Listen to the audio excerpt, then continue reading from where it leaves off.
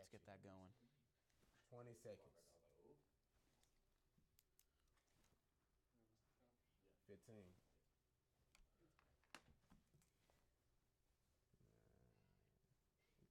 7, 6, 5.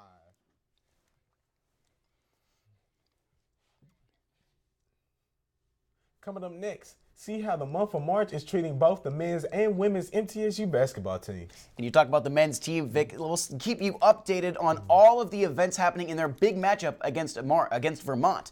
All those stories and more, NSEN starts right now.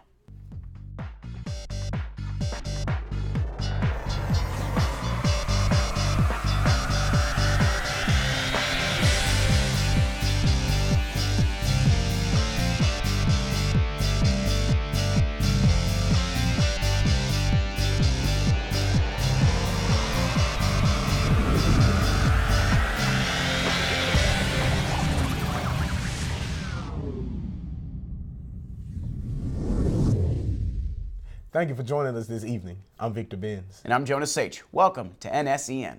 Before we jump into the show, Jonas, I just want to let everybody know at home that tonight to tweet us your sports questions as we go along with the show. You know what? That sounds like a fantastic idea to me, Vic. If you want us to answer your sports questions at the end of tonight's show, be sure to tweet us your questions at NSEN__. Yeah, 2, not 1 underscores, MTDN. Now let's go ahead and get on with the show. After having one of, if not the best seasons in MTSU men's basketball program history, the Raiders fell just short of reaching the big dance. Selection Sunday came and went without Middle Tennessee's name being called for the 2018 NCAA tournament. MTSU did finish the season on a 2-game losing streak, one of which coming in upset fashion in the conference tournament. Even with this in mind, many people still considered this to be a snub, as the Raiders were just in the top 25 2 weeks ago. Although MTSU was unable to make it to the NCAA tourney, their march will still be consisting of more postseason play. The Raiders are heading to the NIT for just the 4th time in program history. As the number 3 seed, they are currently taking on the number 6 Vermont Catamounts over at the Murphy Center.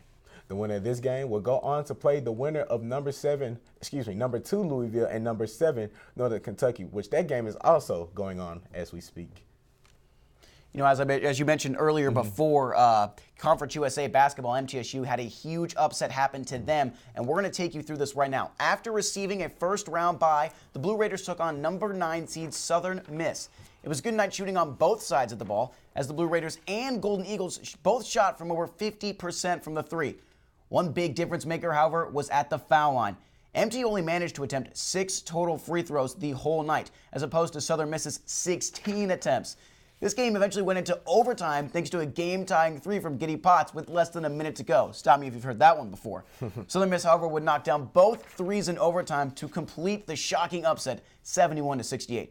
Head coach Kermit Davis talked about what led to the shocking loss. It was just little attitude things. It's not even, nothing even. It even registers even on most teams, but we have such a thing about body language. That's why we're good. It's why our culture is good. But that's really Disappointing loss, but we do have an NIT matchup to get to you. Vic, do you have any updates for us on what's going on in that matchup against Vermont? Yes, we actually do have an update right now. MTSU is up by 31 as the score is 75-44 at the Glass House right now. So, yeah, you think they're trying? I think they're trying. Yeah. They got 9 minutes left to go, so Let's see if they can hold on to that one. Yeah. While the men's side did have a disappointing end in the conference tournament, the Lady Raiders had a chance to stand on top. MTSU took on 5-seeded Rice in the quarterfinals of the CUSA tournament. The first quarter sparked a tight and rough contest, with the Owls holding a 13-12 lead. Unfortunately for MT, they could not stop Erica Agumake. She went off for 22 points on 7 for 11 shooting and 5 rebounds. Gabby Ozuda also contributed with 12 points on 4 of 5 shooting. The team as a whole shot 51% and seemed like they could not miss. For the Lady Raiders, there was only one player that tried to carry the team over the Owls, Alex Johnson. Talk about having a good game. She led the team with 32 points on 11 for 17 shooting and 9 for 9 from free throws, Jonas. That's perfect. She also grabbed 14 rebounds and only committing 1 turnover. While she gave her all, MTSU ended their season with a 61-53 loss. While their hopes for the NCAA tournament have ended, the squad is preparing for an NIT run. The team will play Ball State this Thursday at Muncie, Indiana. Talk about what would be interesting. Both the Lady Raiders and the Blue Raiders would get to the Final Four in Madison Square Garden. I'm sure the people at MTSU would really be excited about that. It's possible, Jonas. And speaking about the NIT, once again, the NCAA has decided to use the NIT as a guinea pig for some possible rule changes. The most major changes during this tournament will be the implementation of 4 10-minute quarters, just like what's used in women's college basketball, instead of the usual 20-minute halves. And also, the three-point line will be extended by 1.5 feet.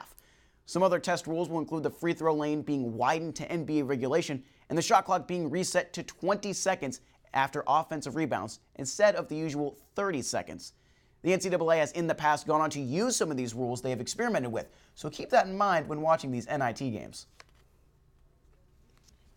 Still ahead on NSEN, see how the high school girls fared in the state tournament this past week in the borough. Plus, we've got a preview of the TSSAA boys state bracket, with teams like Blackman and Riverdale and the nation's top player in 2019. Vic, I don't know if anyone wants to stay away from this. And we've got all that and more next. As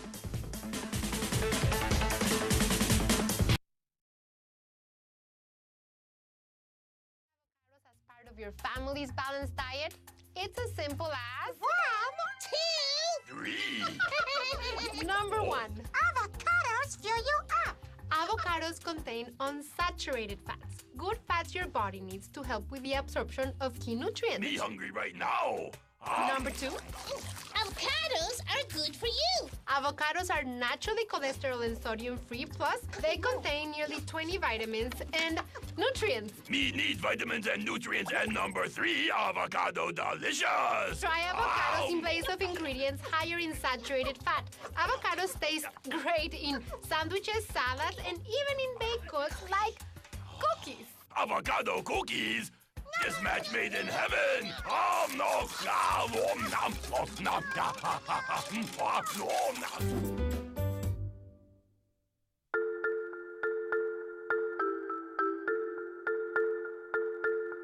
This is your new kitten, or your new puppy. Every day, 70,000 puppies and kittens just like them are born in the U.S. Cute, right? Well, what's not cute is that half of all litters are accidents. And when a kitten has a litter of oopsies and a puppy has a litter of uh-ohs, pretty soon you have thousands and thousands of OMGs. And that leads to millions of pets being killed in shelters each year. But if 80% of pet owners say they believe in spaying and neutering, then what gives? Well, it turns out those sweet little fuzzballs can get pregnant sooner than you think. A lot sooner. But here's the good news. You can stop the accident before it happens. You just have to remember one number. 4, as in 4 months. When you bring home Maggie or Ruby or Puddle or Clyde, get them fixed at 4 months. It can be old enough to get pregnant, and it's definitely young enough to make a difference. Prevent more, fix at month 4.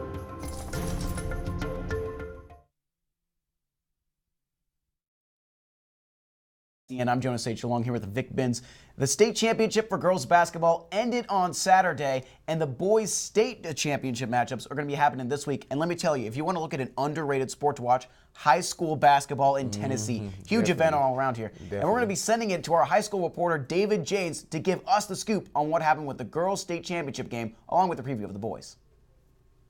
The Lady Warriors are looking for a third straight state championship game under Coach Randy Kaufman. The Lady Warriors started off hot from the field with making 7 out of 15 shots on the field. They are a team that will get you turnovers and score points on them.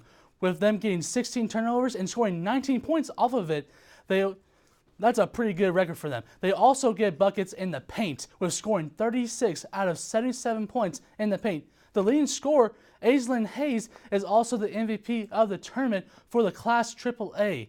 The Lady Warriors are 102-5 in their third season with head coach Randy Kaufman. The undefeated Upperman Lady Bees beat the buzzer to get the state championship in overtime. The Lady Bees missed basketball Akira Levy, who wins the MVP of the game and had a team high 31 points and 11 rebounds. They went 37-0 this season. Now, the Greenfield Yellow Jackets win the Class A state championship game 47-39. Chloe Moore scored 20 points, 5 rebounds, 3 assists, and 3 steals, going 83.3% from the field and 66.7% from 3. Now, let's go for the boys state championship game. They start tomorrow at 10 a.m. and the Rutherford County's got 2 teams in the tournament. The undefeated Blackman Blaze and the Riverdale Warriors will play that game. Blackman will play Memphis East, and Riverdale, they'll play Clarksville Northeast Eagles. Blackman has a hard way to make it to the championship game with playing Penny Hardaway's East Memphis team. Memphis East is the number 6 team in the nation according to the AP Top 25 and has the number 1 player in the 2019 class in James Wiseman. Blackman has to face through adversity this whole season and are in hopes to getting that ring. Now Riverdale Warriors have struggled the first part of the season, but have brought a spark and are winning in the right time. Now I'm about to give the guys an assist. Back to the desk.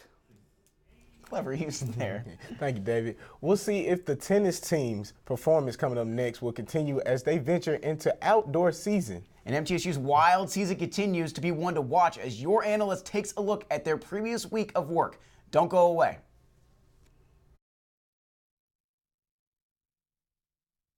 Everyone deserves to have a decent place to live. Everyone. Todos. When a future homeowner partners with Habitat for Humanity to build or improve a home, they build a better future for themselves and their families. For my family. Para po sa pamilya ko. Por mi familia. With a little help, we all have the potential to stand on our own. Through shelter, we empower. Visit habitat.org to provide help to families like these today. Time is the one thing that we want more of as a St. Jude parent. Without the donors, I wouldn't have my Audrey. El que St. Jude no cobra ni un centavo para nosotros significa quitarnos todo ese estrés, esa preocupación y podernos enfocar en nuestra hija. That was the first thing I was like, how are we gonna do this? When they told us that we didn't have to pay a single bill, I was like, wow. They pretty much have saved us. They take care of our housing. They take care of our food. In addition to the best medical treatment that my daughter could ever have. So it allows me to focus on my daughter and getting her better.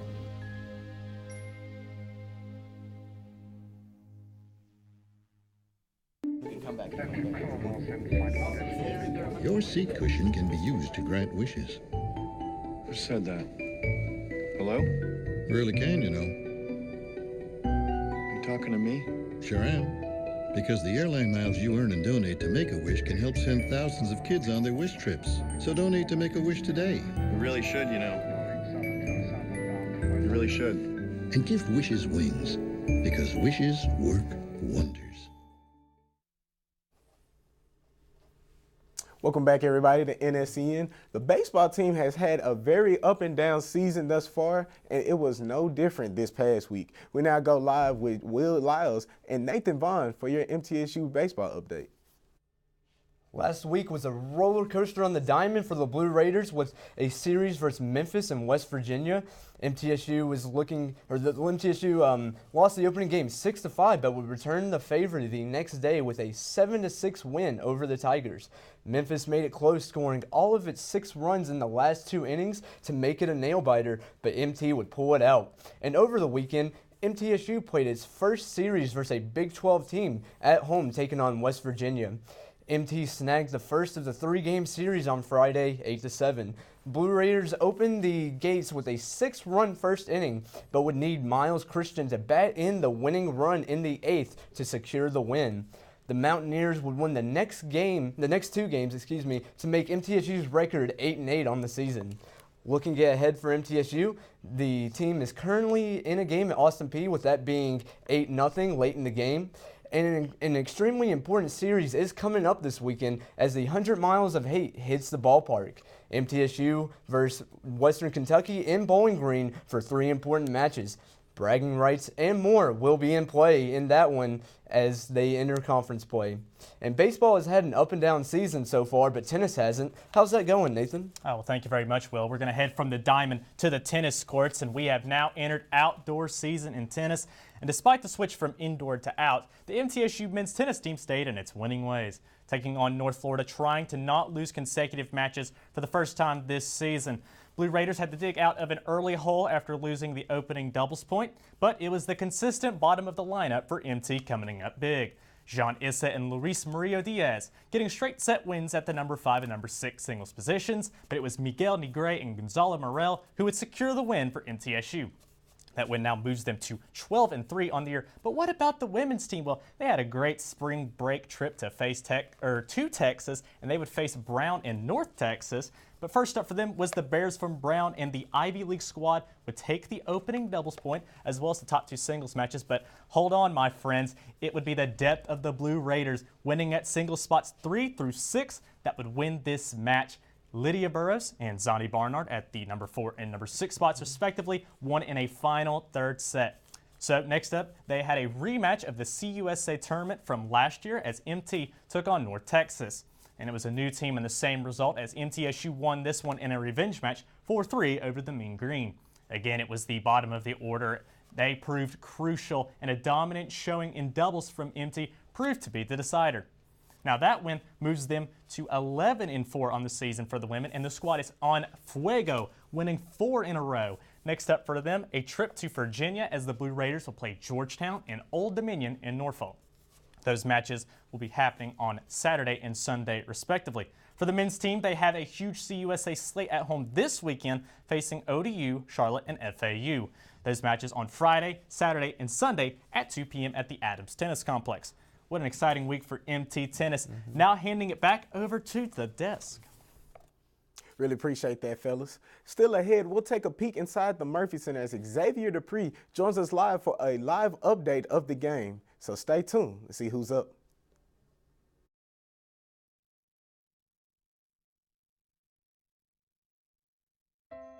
I never imagined this would be your first home.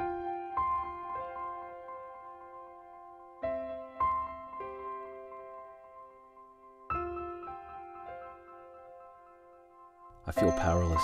I can't stop asking why us.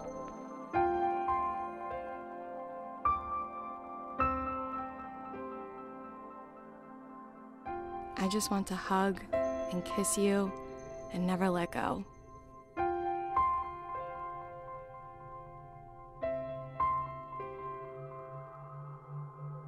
This is the hardest thing we've ever faced. I know it's even harder on you.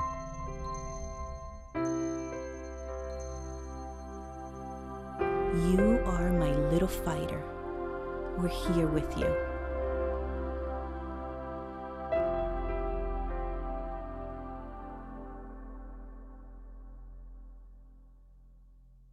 I believe in you. Just 4 simple words. But to a child in need, they mean the world. When you support a child through Save the Children, you're saying, I believe in you. Visit sponsor.savethechildren.org/believe today. We cure 80% of children with cancer. If you think about that, I mean, go back 50 years, we were curing 20 to 30%. This is the miracle story of modern medicine. There's one thing we're focused on here at St. Jude, and that's beating this thing.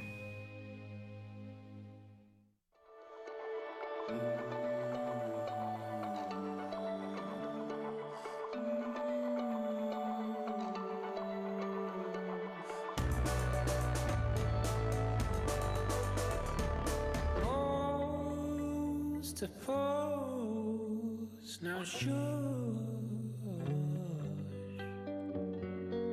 She makes the sun seem, makes me deep in the North Sea. Right there. 66 to 58. Welcome you back. That was just a tease of what you're going to see. Xavier out there at the Murphy Center going to talk about the MTSU Vermont game. And while they had a disappointing end to the Conference USA tournament, they are making up for that with a strong performance tonight. Tell us about that one. They definitely are. Right now, as I mentioned earlier, they're still blowing out the Catamounts of Vermont. Right now, it is 84-60. And some of the key players right now, Giddy Potts definitely had a big game. Well, is currently still having a big game. As right now, let's see, he has 25 points and is shooting 6 for 11 from deep. And also to add to that, Nick King also in double points. Actually has a double-double with 16 points and 11 boards. A lot of people were thinking MTSU may not try as hard after that disappointing end, not making the tournament. And now they're just kicking it back in. So I'm really seeing a proud performance here. And the winner of this matchup is going to take on Louisville here as that game just ended. Tell us about that one. Yeah, it looks like Louisville ended up defeating Northern Kentucky at a final score of 58-66. At first, Northern Kentucky, the last time I checked before we went on air, they was actually up, but I guess Louisville ended up finding a way to turn around towards the end, Jonas. Even in the NIT, March Madness always happens. It's never surprising to see a 7 seed beat a 2 seed right there. And now we're going to kick it over at the Murphy Center, giving their update on what's been going on and what's been going on right. Xavier? How you guys doing? We're here live from the Murphy Center. As you can hear, the MT fans are going crazy as this game has gone pretty well for the Middle Tennessee Blue Raiders. They're up right now 85-60. Your best players, Giddy Potts and Nick King, have showed up big for the Blue Raiders. Giddy Potts has 25 points. He shot 6 for 11 from three-point range and 9 for 16 for the game. Nick King has 16 points, 7 for 11 from the field. The Blue Raiders have been killing the Vermont Catamounts on the boards, out rebounding by 12 rebounds for the Catamounts. The leading scorer, Anthony Lamb, has 18 points, and he's been really, really disruptive down low in the post for Vermont. But that's about all they've had. Vermont has not been able to score the basketball out on the perimeter. They have not been able to hit their shots. The MTSU right now is shooting 65% from the field, and from three, they're shooting 45%. This MTSU team right now, the way they've been playing, look like they can make a deep run into this NIT tournament, man. The Murphy has been rocking all game. Kermit's been hyping up the crowd. Nick King, Giddy's been wrapping up the crowd. Like I said, right now it's 85-60. That's all I have for you. Back to you guys at the desk. Thank you for that update, Xavier. And like I said, it's just a very good, I'm going to go ahead and call it a very good win for MTSU. You know, Knock on wood, man. Knock on wood. I would hope. Look, I would hope that we can go ahead and keep this lead. I would imagine a 23-point lead going into the final minutes of the game would be, you know, acceptable at that point. So coming up next on NSEN, we're going to have our Twitter questions and more. So join us right back here at NSEN.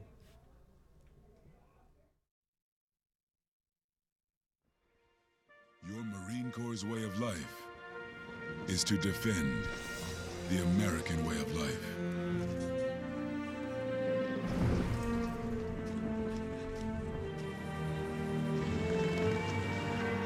Every day, we take a stand for our nation, for each other, for us all.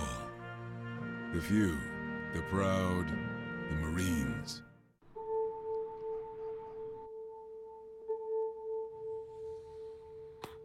Idle hands.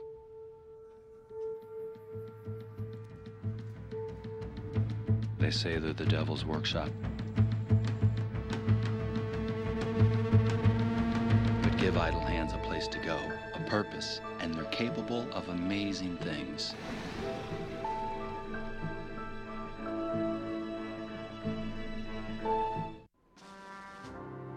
From Iraq and Afghanistan, our brave warriors are coming home, wounded. Some with wounds you can see, some with wounds you can't see. Wounded Warrior Project was created to support our men and women coming off the battlefield. Please help carry these warriors the rest of the way home. Get involved at woundedwarriorproject.org. It started with the original care package, and millions more like it. Passed from hand to hand, across land and sea to help survivors in the aftermath of war. As we grew, we found better ways to help those in need, ways to make a real difference, not just today, but tomorrow as well. Be the difference in people's lives. Help deliver lasting change at care.org.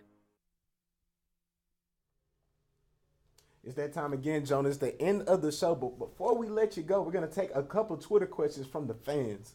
Yeah, these questions have been going on wild, and I'm getting loose. I finally get to stand up. My blood flow's going. Let's pull this feed up. And don't forget, if you have a question and you want to be featured on the show, tweet us at NSEN__MTDN. Let's look at some of these questions. Any predictions for when Richie James falls to the draft? He had his combine a couple weeks ago, and his pro day was this past weekend. I got my head covering it up. That's a good question. What do you think about that, Lode? Any prediction for Richie James? He falls to the draft. Honestly, to me personally, I think he could go mid-second round. Wow. I know that's a generous yeah. draft Well, it's mainly pick because of his injury is what I'm thinking. Yeah, but I feel like if he can bounce back from that injury, I feel like he will be able to definitely produce for any team. He's a likable guy, good attitude. So, he could definitely go into any team. I'm not saying he can necessarily make a huge difference as far as locker room presence, but he can definitely, He's a sleeper wide receiver. I'm getting comparisons, in my opinion, from Juju. I'm thinking he's going to be a great receiver, a sleeper to watch out for. And we're going to have our next question right here. Any chance Marshall upsets Wichita State on Friday? I've been thinking about this for a while, and I talked to Mad Dog actually on the radio. Was one of the callers. Marshall's got a great offense as well as Wichita State. Both teams kind of lax on defense, so this is going to be a great shootout. Knock down the threes very well. Top offenses in their respective conferences. Don't be surprised if Marshall outshoots them and makes it close, or even upsets Wichita State. That whole side of the bracket with Murray State and Marshall could be upset, bracket busting. I could definitely see this game going either way, but I'm still going to have to go with Wichita State in this one. Of course. And the final question from Nathan, how worried should MTSU be about losing Fagan and Curry if Kermit leaves?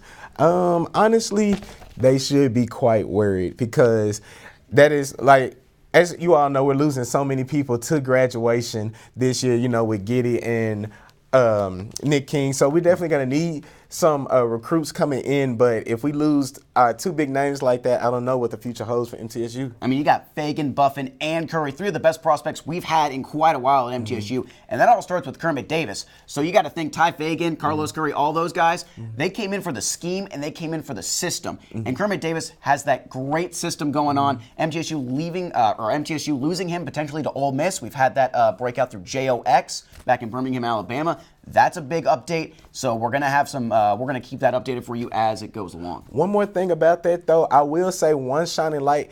If they do lose, though, too, Donovan Sims, he's definitely a good guy that we can lean upon. In my personal opinion, he could be the future of the MTSU program. Right. And we got one final question. Do y'all consider the biggest who do y'all consider the biggest sleeper to be in the NCAA tournament? This one's a big question because there are a lot of sleepers out here. First ones that come to mind, Murray State, big one. St. Bonaventure, a mid-major that people need to look out for. Also, they're a 10 seed and technically a sleeper. Butler's always, for the past 3 years, they've won at least one tournament game. Facing Arkansas and Purdue in the first two rounds, that could be one to reach the Sweet 16 and over. I'm definitely going to have to agree with you on that last one.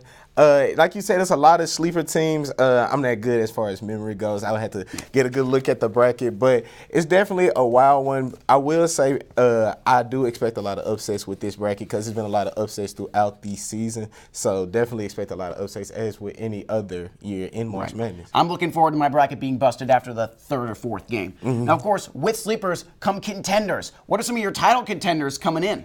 As much as I hate to say it, being from Memphis, I'm going to have to go with Kansas on this one. They just been looking good all year. And as far as number one seeds go, I do believe they're the best looking one. What do you think? Well, I'm thinking Arizona, Virginia, Duke, North Carolina, and my UMBC Retrievers are going to be favorites to win it all here. That's actually all the time we have for you today. Thank you so much for joining us here at NSEN. Tune in next week for another great show. I'm Jonas H. I'm Victor Benz. Thank you all again for joining us. We will see you next week.